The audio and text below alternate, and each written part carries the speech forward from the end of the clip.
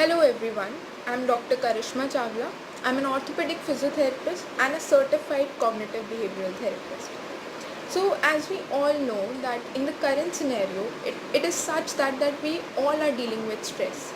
Stress of being enclosed in our homes, stress and fear of well-being of our loved ones, job insecurity, workload, disturbed sleep-wake cycle, and that is why me and Dr. Nitin thought of addressing this topic. So let's talk about health. What is health? As officially defined by WHO, it is a state of complete physical, mental, and social well being, and not merely the absence of disease or infirmity. Now, please take notice of the word mental well being. It plays a very important and crucial role. It is a topic of major concern worldwide, and India is not far behind in sharing this. It has been seen as a stigma in the society. Living with prolonged mental health deficits can lead to chronic pains, decreased productivity, chronic health issues, and suicidal behaviors. Now let's talk about how much aware we are about this. So there were a few studies that have showed that mental health literacy in Indian context has been found to be very low, especially in the adolescent and young population. So they saw that depression is recognized by only 29.4% population, and whereas schizophrenia and psychosis has been identified by only 1.31%. So if we talk about suicide incidence was found to be 22 in 1 lakh population, which is also a leading cause of death in the age group of 15 to 20.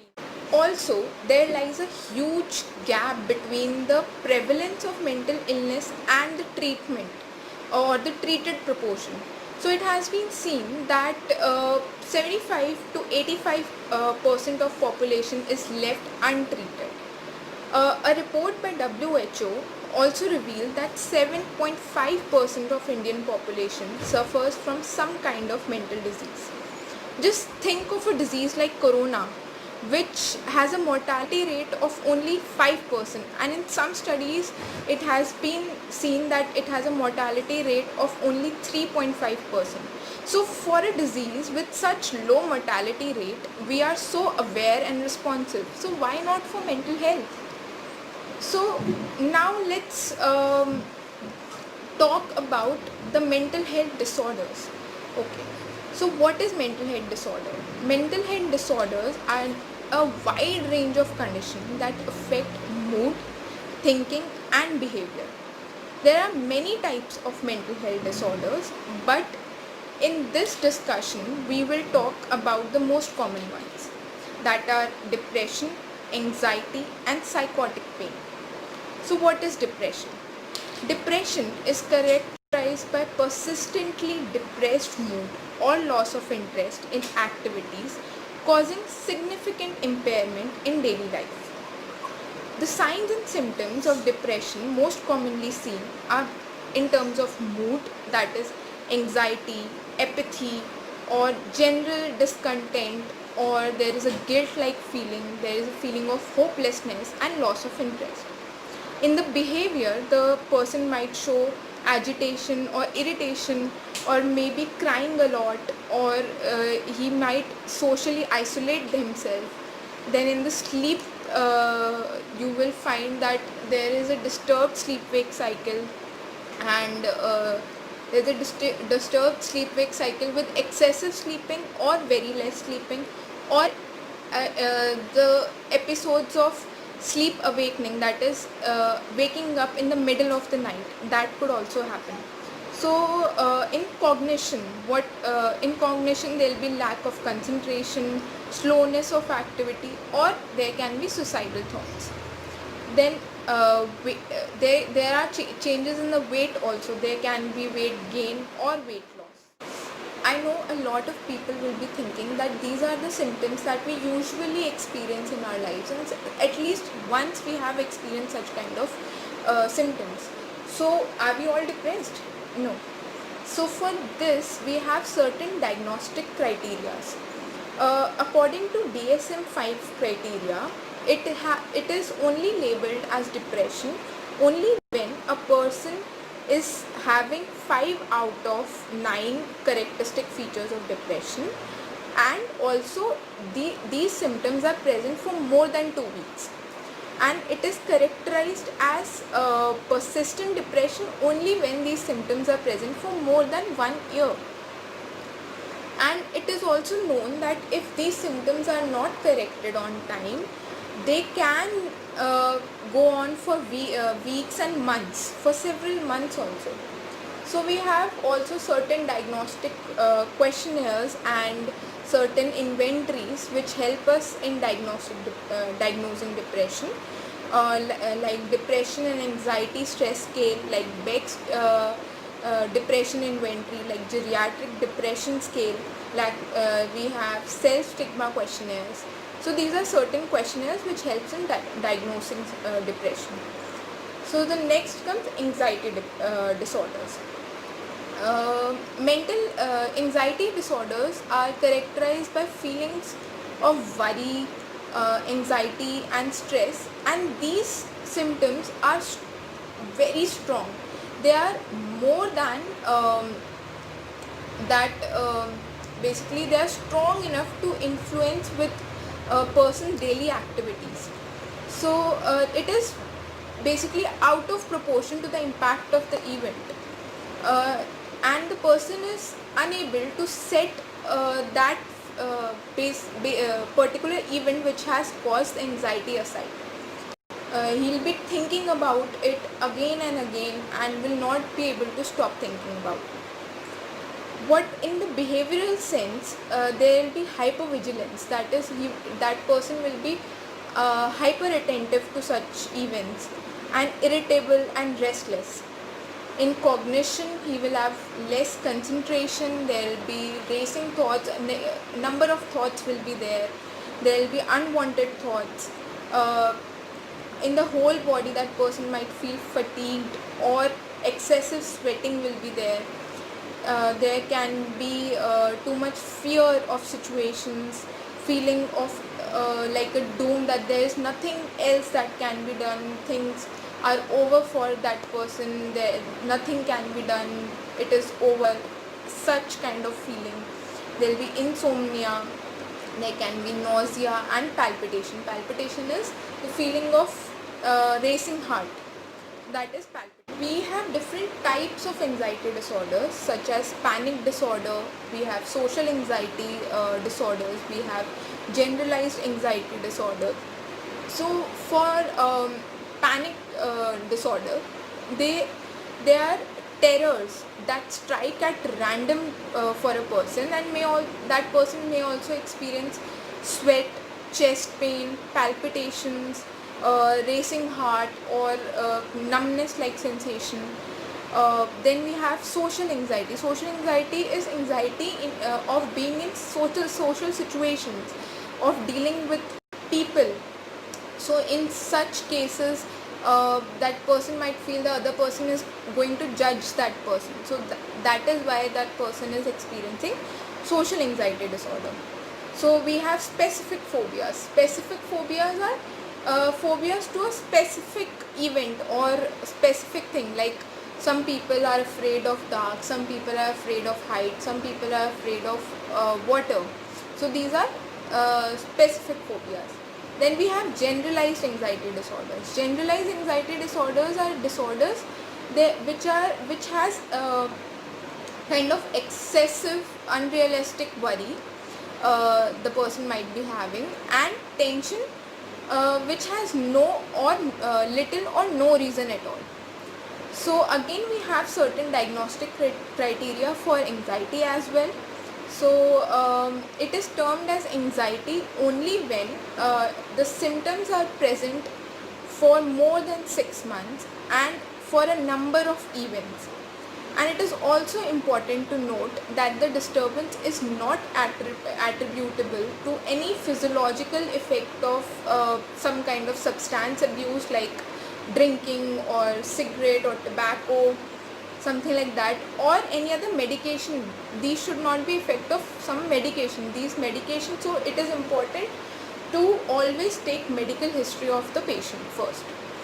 Again, we have certain questionnaires to for diagnosis, like Beck's anxiety inventory, like we have Hamilton anxiety rating scales, like we have depression, stress and anxiety scale. So these are this is basic about anxiety. So let's talk about a very important phenomena now, that is psychogenic pain disorder. This is a very important phenomena for us. As physiotherapists, we come across these kind of patients almost on daily basis. So there was a researcher named as Sanders who defined mental pain as affective state associated with discrepancy between ideal and actual perception of self. Now, in this, what he means to say is that like I scratched myself. Okay, this is a scratch. I might be feeling a little pain, but should not be like that I start crying. So this is the actual amount of thing that I should feel, and what I am feeling is the perceived amount of thing that I feel is that someone has hurt me or I have hurt myself, so I should feel like that. So this is expected self. There has been an existence of many kind of broad categories for such pain, like nociception, like perception of pain and suffering and pain behaviors. So where suffering can be a result of a lot of different behavior patterns, like fear, like anxiety, depression, hunger, fatigue, loss of interest, or loss of some kind of object or a person, like in case of bereavement. So these all influence our brain's ability to perceive a noxious stimuli and how our brain will respond to such kind of stimuli. These responses could be in form of fear avoidance. These responses could be related to pain related anxiety. These can be stress, there can be helplessness, etc.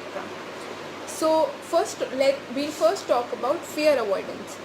So as we all know that as humans, we always have fear to a threatening situation. That threatening situation or experience can be like we have experienced a very painful situation, like ankle sprain. A person has had ankle sprain. So now that person has a fear that now if I move my ankle, I'm going to have that pain.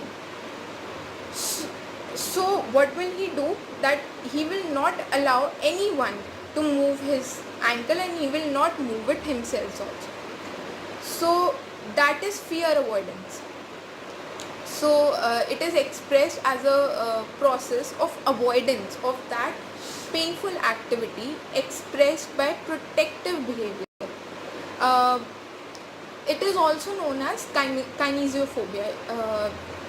This word kinesiophobia can be used interchangeably with fear avoidance. It is an excessive, irrational and debilitating fear of physical movement and activity resulting from a feeling of vulnerability to painful injury. As physios, we have a big role in managing these patients, and we have to find that they are which kind of avoiders. In fear avoidance also, we have three categories of avoiders. First are misinformed avoiders. In these misinformed avoiders comes the avoiders which might be, there might be a person who have talked to his friend. He might have experienced the same ankle sprain some time back, and he said that please don't move your ankle at all, and if you will move your ankle, it will create more problem for you, so don't move your ankle. And he agreed to it and he did not move his ankle. But that no movement kind of criteria could have been beneficial for that person, maybe because his condition was not that severe, or maybe because he had some other condition. But in this person's case, movement was required and he didn't do the movement. Now, because of that wrong advice, he has developed this fear avoidance. So these are misinformed avoiders. For these people, you can just explain the pain physiology, how this works, how this pain is developed, and make them understand that why movement is important for them. Then we have learned avoiders. They know that if I don't do the movement, it will create problem for me. Then also they will not do the movement. So in these cases, you have to gradually expose them to activity, and it should always depend upon their pain tolerance. Okay. Now we have affective avoiders. These are people who are very distressed and they have a strong negative emotion, and they have strong negative cognition or thinking pattern, like if I do this movement, definitely something bad is going to happen or I am going to fall again. So these are negative cognition, negative thoughts that have already been preoccupied in the brain. In such cases, cognitive behavioral therapy plays a very big role. Let me introduce cognitive behavioral therapy in very short to you. Cognitive behavioral therapy is basically a therapy which is very active in form for the patient.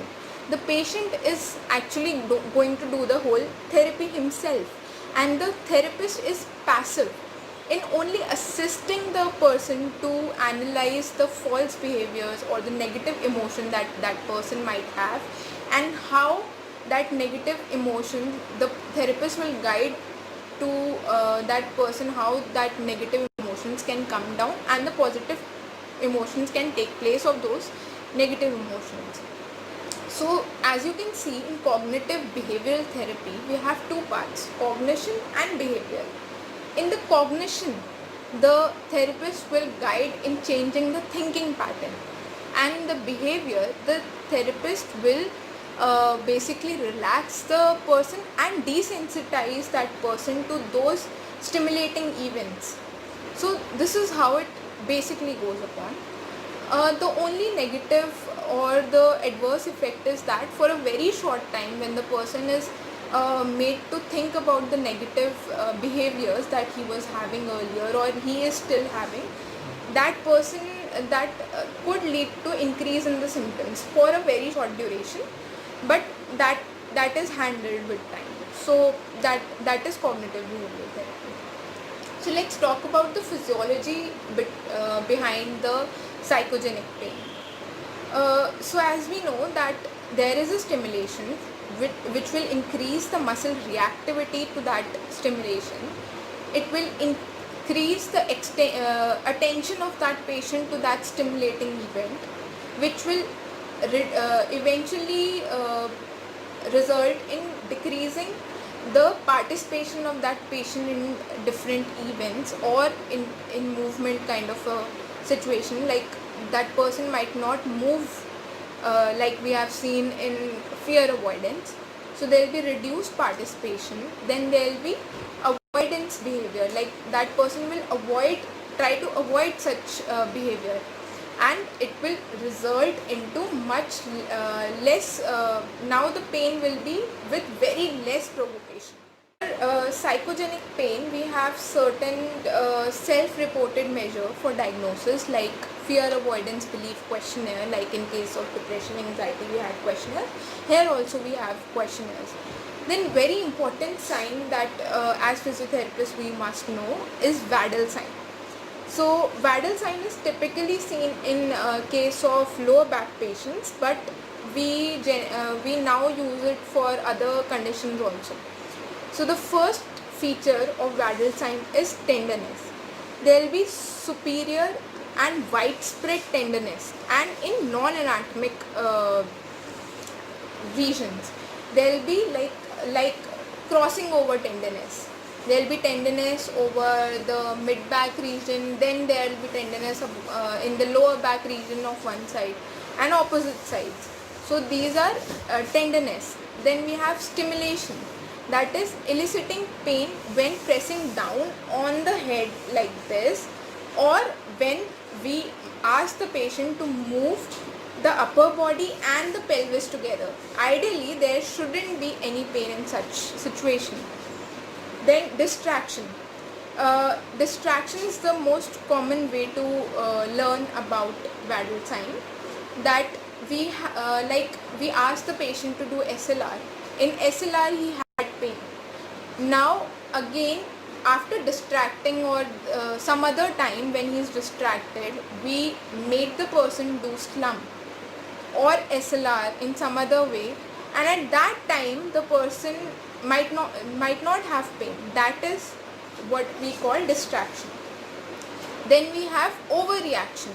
Certain people, like if I touch a cotton here, my reaction should be, okay, this is a cotton, or maybe if it is little painful, it is scratchy. It shouldn't be like, oh, like this. Okay, so this should not be there. So this is overreaction. There can be non-anatomic sensory changes, like they have disc bulge at L5 and they are having sensory changes in the L1 region, maybe the thigh region, okay, anterior thigh region. So this is non-anatomic sensory change. Now let's correlate anxiety and pain. So there are a lot of studies which have correlated anxiety and pain. In acute anxiety state, there will be stimulation of the sympathetic nervous system. What is sympathetic nervous system? Sympathetic nervous system is a system which is activated in a fear and flight kind of situation. Like a dog is running behind you, at that time your sympathetic system will be on. So that is sympathetic nervous system, which will be stimulated by anxiety state. So because of the stimulation of sympathetic nervous system, there will be increase in the muscle tension and increased nociceptive output, that is the pain output. Then there will be increase in the sensitivity of pain stimuli because of that. Also, there has been seen an increase in the corticosteroid hormone, which is released after some kind of stress, or and that will lead to pain. Other neuropeptides and neurotransmitters are also released. Also, like prolonged anxiety state will lead to chronic muscle spasm, which will lead to anticipatory anxiety and disability. So if there is decrease in activity because of anxiety, it can lead to decrease in confidence. There will be social isolation. The person will have more anxiety and more depression. Now, if we talk about depression and pain, it is the physiology is almost similar to anxiety. Here also there will be increase in the stimulation of sympathetic nervous system. There will be increase in pro-inflammatory cytokines, and because of this there will be more stimulation of the pain sensitive areas in the brain. These all are overlapping events. These all happen one after another or in an overlapping fashion. So there is a study done on lower back patients. It has been seen that the lower back pain patients have more depression symptoms and less of anxiety symptoms. Whereas in chronic pain patients, we have around 18% of population which have anxiety and depression, and 7% of population which have only depression. So now you can see that these are the symptoms which are always overlapping in nature. The person who's having depression can have anxiety, can have psychogenic pain. So thereby, as physiotherapists, we have a very great role in dealing with such situations, such pains by counseling. It is very important for us that to counsel the patient, to know, to question the patient. There are a lot of events when the patient is having pain, we are treating that patient for that pain, but he is not able to get relief. Maybe because the cause of pain is already treated, but now the reason of pain is psychogenic. So always question your patient and talk to your patient. And in general also it is very important to talk if you are having certain anxiety or depressive kind of symptoms, as I've told you. So it is very important to talk them out. If you're not able to talk to somebody, just write it down in a diary, write it down, just get it out, vent it out. Maybe just go to there are a lot of now NGOs like ASRA. Just call them, talk to them, and just vent it out. So in this way the burden will decrease and you will feel less burden of those symptoms. So thank you.